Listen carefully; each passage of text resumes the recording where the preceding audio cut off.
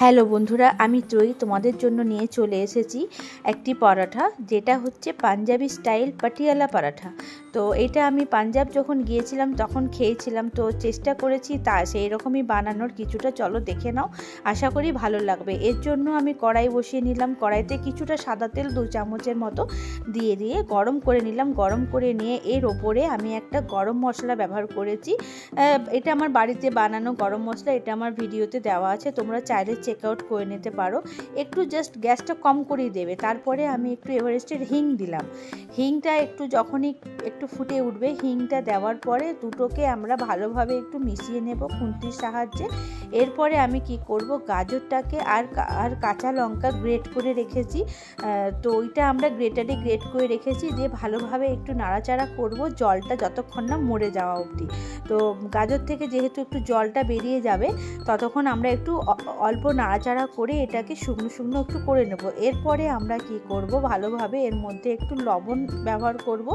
তো লবণটা দেওয়ার পর আরেকটু জল ছাড়বে, তো তখন ওই জলটা আমরা শুকনো করব না, এই জলের ওপরেই আমরা আরেকটু ভালোভাবে নাড়াচাড়া করে নিয়ে দেখবে যখন একটু ভাজা ভাজা হয়ে গেছে, এর উপরে আমরা কি করব, পনিরটাকেও গ্রেট করে রেখেছি, তো ওই পনিরটাকেও আমরা ভালোভাবে মিশিয়ে এর সাথে নাড়াচাড়া করে নেব।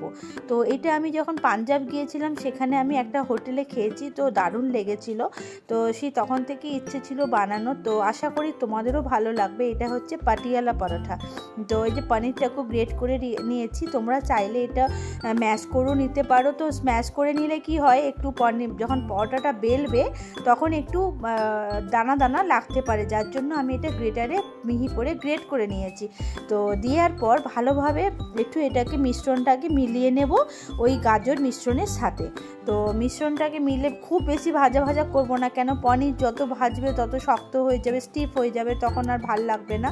এই যে দেখো, ভাজা ভাজা হয়ে যাওয়ার পর গাজর আর পনির কেমন সুন্দর একে অপরের সাথে মিলেমিশে দুজনে বন্ধুত্ব করে নিয়েছে, ঠিক তোমাদের সাথে আমার যেভাবে বন্ধুত্বটা হয়েছে এই রান্নার সূত্রেই। তো এরপরে কি করবো, যখন শুকনো হয়ে যাবে তারপরে একটু টমেটো কেচাপ দেবো, হট অ্যান্ড সাওয়ার সুইট সসটা নয়, এটা টমেটো কেচাপ, এটা আমার বাড়িতে বানানো, এটা হোমমেড। তো যাই হোক, আমি এটা বাড়িতে বানিয়ে আমি রেখেছি। তো এটা আমি সসটা দিয়ে ভালোভাবে নাড়াচাড়া করে নিয়ে দেখবে। তো এরপরে কি করব, আমি একটু কিশমিশ কুচিও এর মধ্যে ব্যবহার করেছি, তোমরা চাইলে অ্যাভয়েড করতে পারো, আবার দিতেও পারো। তো এরপরে আমি এটা নামিয়ে নেওয়ার পর এটাকে ঠান্ডা হতে দেব কিছুক্ষণ। ততক্ষণ আমরা কি করব, ময়দাটাকে আমরা ভালোভাবে মেখে নিয়েছি, ময়দাটাকেও ভালোভাবে ময়ান দিয়ে মেখে নিয়েছি, যেভাবে আমরা পরোটার ময়দা মাখি। তো এরপরে কি করব, ময়দাটার সাথে ডেলিগুলো কেটে কেটে সমানভাবে ভাগ করে নেব। এই যে ঠান্ডা হচ্ছে। আচ্ছা, তোমাদের পনির তোমরা কে কে ভালোবাসো আমাকে একটু কমেন্ট করে জানাও, তাহলে পনিরের আরও অনেক রকম রেসিপি আমরা নিয়ে আসব। তো চলো, এরপরে আমি কি করব, এই যে পনিরটা রেডি করতে ঠান্ডা হতে হতে এই যে ময়দাটা মেখে রেখেছি, তো ময়দাটা যেভাবে আমরা মেখে থাকি সেইভাবেই মেখে নিয়েছি, আটা ময়দা সমান দিয়ে একটু ময়াম দিয়ে সেইভাবে মেখে নিয়েছি। তো মেখে নেওয়ার পর ভালোভাবে ডলে এটাকে মাসাজ করে করে খুব সুন্দর একটা ডো বানিয়ে নিয়েছি। তো ডোটা আরেকটু রেস্টে রেখেছিলাম প্রায় 1 থেকে 1.5 ঘন্টা মতো। তারপরে আমরা কি করেছি, ডোটা থেকে একটি করে লেচি কেটে নিয়েছি আমাদের যতগুলি লাগবে। তো এরপরে আমরা কি করব, একে একে লেচিগুলো কেটে নেওয়ার পর ভাগ করে নিলাম। ভাগ করে নিয়ে ওই লেচিগুলোর মধ্যে ওই যে পনিরের স্টাফিং যে করা হলো স্টাফটা, তো ওইটা একটু একটু করে দিয়ে মোটামুটি আমি এমন লেচি করেছি যেন 2 চামচ মতো থাকে, না হলে তো পনির ফ্লেভারটা আসবে না। আর এই গরম মশলাটা ফোড়ন দেওয়ার জন্য ভীষণ ভালো একটা ফ্লেভার বেরিয়েছে। তো সেই জন্য আমি এইভাবেই তোমাদেরকে বলবো, সাজেস্ট করতে। এরপরে তোমরা ওপর থেকেও দিতে পারো নামানোর আগে। তো সেইটার থেকে দেখলাম এই সাদা তেলের মধ্যে যখনই গরম মশলার গুঁড়োটা দেওয়া হলো, খুব ভালো একটা ফ্লেভার বেরিয়েছে। এই যে দেখো, পনিরটা আমি একটু বেশ ভালোভাবে ঠুসে দিলাম, যাতে বেশ পনির মুখে ভাঙলেই লাগে। তো ভীষণ পছন্দ হয়েছে মেয়ের এটা। তো এরপরে আমি দেখো এটা ডেলি পাকিয়ে নিয়ে একটু আটার মধ্যে দিয়ে দিলে কি হবে, একটু নরমও হয়ে থাকবে, আর বেলবার সময় পিঠি একটুও ছিঁড়বেও না আর ভাঙবেও না। যেভাবে আমি করছি তোমরা সেভাবে যদি স্টেপ বাই স্টেপ ফলো করো, তো পরোটাগুলো একদম নিখুঁত, খুব সুন্দর হয়।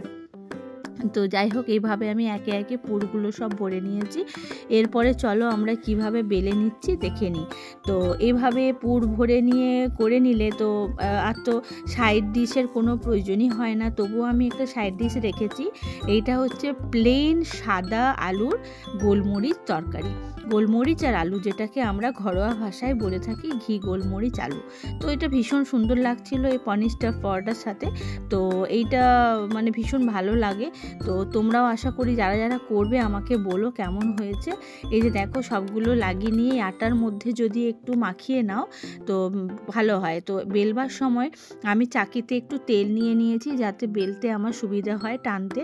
এই যে দেখো কত সুন্দর পরোটাগুলো, একটু ছিঁড়বে না, ভাঙবে না, নরম। আর ওই জন্যেই পনিরটা আমি গ্রেট করে নিয়েছি, যাতে গ্রেট করে নিলে না একটু পরোটার মধ্যে ডেলা থাকবে না, দানা থাকবে না, তাহলে পরোটাটা ভালো লাগবে। দেখো পুরো পরোটাটাই পুরো বেশ সুন্দর একটা পনির পনির ভাব এসে গেছে। তো যাই হোক, খেতে খুব সুন্দর। নিরামিষ দিনে তোমরা অনায়াসে খেতে পারো, এটা খুবই ভালো লাগে। তো আমি বেসিক্যালি নিরামিষ দিনেই এটা করি প্রায়। তো ভালো হয়েছিল খেতে, আমাদের সবারই ভালো লেগেছে। তোমাদের যদি একটু ভালো লাগে রেসিপিটা, তো আমার চ্যানেলটাকে তো লাইক করবেই, পাশে আমার সাথে থাকার জন্য আমি বুঝতে পারবো, আমাকে দু একটা কমেন্ট করো, তো আমার ভালো লাগে। কমেন্টগুলো পড়লে বুঝতে পারি আমার পাশে তোমরা আছো। তো সেইভাবেই দেখো লাল লাল করে ভেজে নিয়েছি। আমি সাদা তেল ব্যবহার করেছি, তোমরা চাইলে বাটার ইউজ করতে পারো, বাটার দিলে আরও সুন্দর একটা ফ্লেভার হবে। তো আমি সাদা তেল ইউজ করেছি। আর সাইডে দেখো, এই যে বললাম সাদা মরিচের তরকারি, ভীষণ সুন্দর কম্বিনেশন, ভালোও লাগছিল খেতে। যাই হোক, এটা একটা পাঞ্জাবের ডিশ। তো তোমরা চাইলে ট্রাই করতে পারো, কেমন লাগলো আমাকে জানিও। Thank you.